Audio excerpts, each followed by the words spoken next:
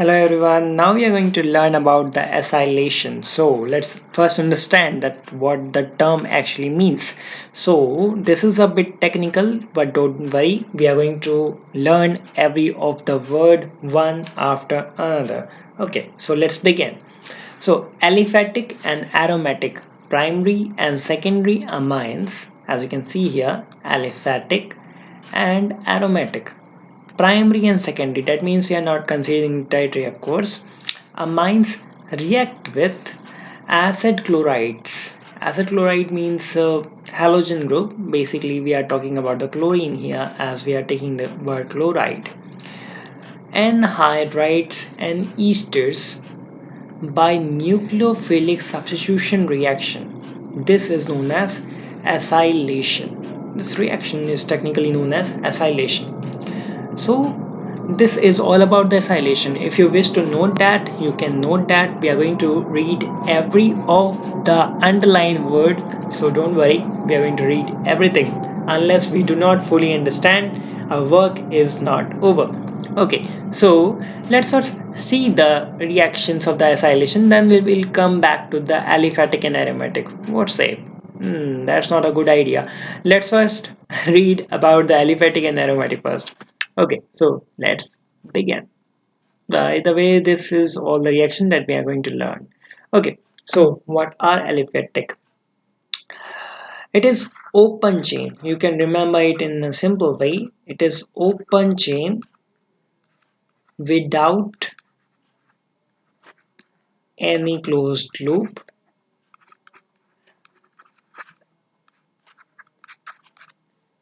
or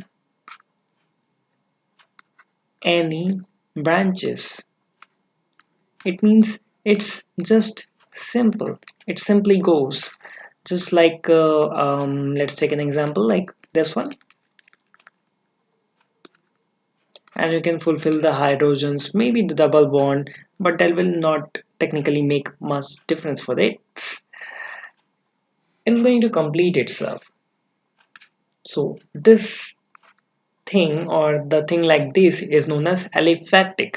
So we have learned the word aliphatic. Okay, so let's proceed on the second word, that is aromatic. What is aromatic? Aromatic means cyclic. cyclic, cyclic nature molecules. The best example that comes to my mind in explanation is, sure, of course, you might have guessed it already. This is our benzene. So, what we call aromatic? Well, we call aromatic acts cyclic. Why the cyclic thing? Because if you actually open this, so it will be just this one. Let me make it bonds. So there are the three bonds, and the bond is continuously going to break down because the electron cannot be stable at one place. It will continuously be moving and revolving, as we all know. That's why I used the circle or the cycle here in our benzene so that we can understand this cyclic process. So these terms are known as aromatic.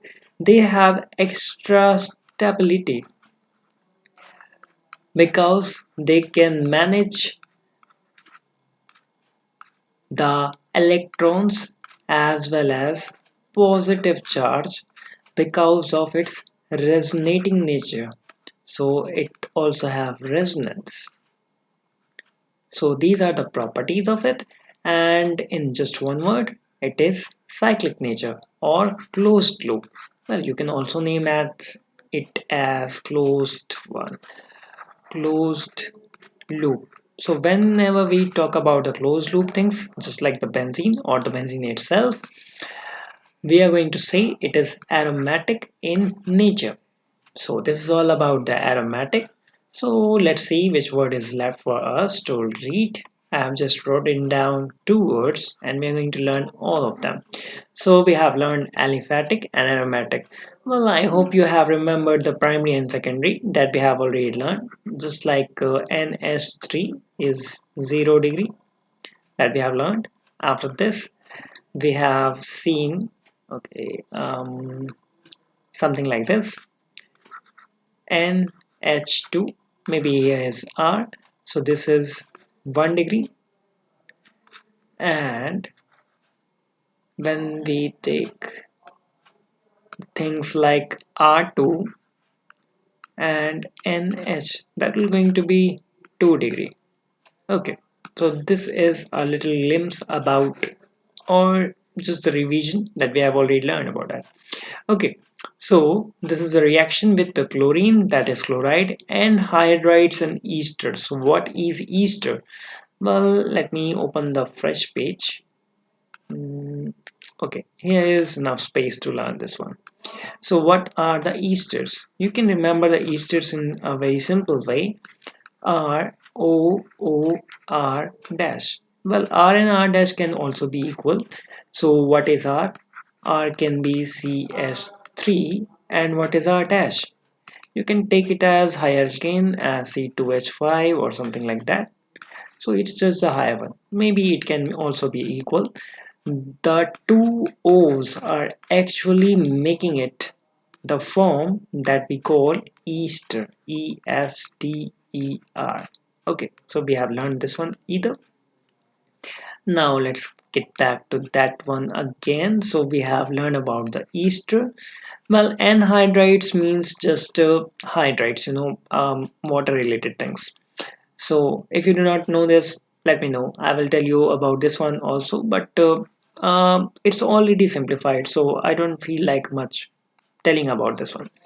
Okay, so what is nucleophile? Nucleophile is electron loving, and you already know that. So these all the combinations become, and we learn about the acylation. So now you can fully understand this definition. For any open chain or closed chain, primary or secondary, amine when react with the chloride, anhydride and esters by nucleophilic substitution reaction. Nucleophilic substitution reaction means the attack is going on the electrons and that we're going to change its position. That's kind of the reactions is known as acylation. Now it seems simple, right? So this is the way to learn the chemistry. So stick with me and we are going to learn about the reactions of the acylation and we are going to explore a little more on this. So God bless and see you in the next one.